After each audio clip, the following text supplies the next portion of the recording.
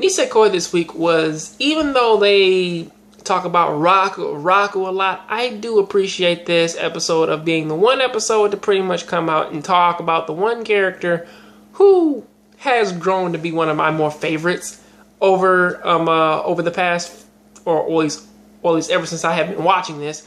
But it's actually rather nice to sort of see him not taking of them looking at Shu as a character, and then them taking him back a little bit and sort of giving him a more calm and a more defined, like, personality trait. I mean, like, they don't necessarily show this a lot, but you learn a lot about Shu in this, like, short exchange.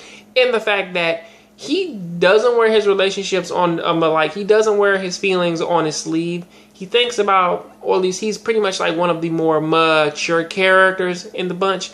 And honestly, it's like he sees things for like how they actually are, especially since that how like most of the other girls, they sort of see him as like a goof, as a goof off and a joke. But really deep down, it's like he comes off as way more of a actually reserved character, especially when things like when they actually affect him. He pretty much sort of like just hides everything away. Because for those of you who don't know, this episode is clearly about the girl who that Shu likes, which is their teacher. But, you know, their teacher's getting married and, you know, she goes off and she's about to go get married and she's quitting. The funny thing is, though, is that even though Shu comes out and says, like, you know, I like her and, you know, all this rest of this stuff, and then Raku's telling him, like, you know, you should probably go and confess to her, he's thinking about it rationally. It's like, she's already married. Like, what am I telling her is, it's like, what is that going to solve?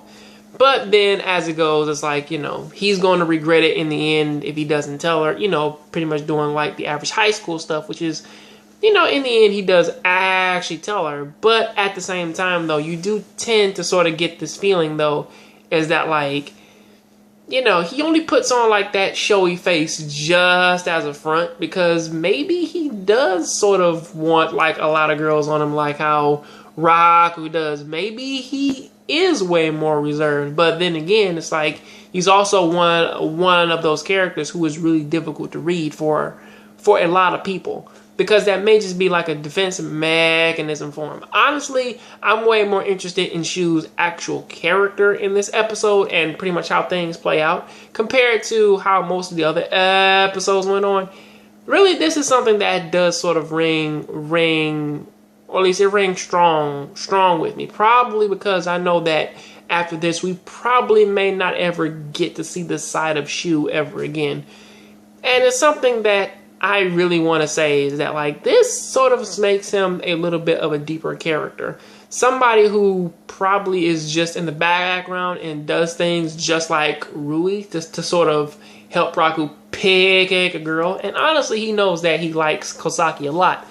But still, at the same time, it's like all that little silly shit he does, it sort of seems like that's just an act for him just to sort of, like, cope with, like, where he's at right now. Because who's to say is that, like, he may be higher than, well, now, because his grades are higher than practically everybody else's in class, I do believe.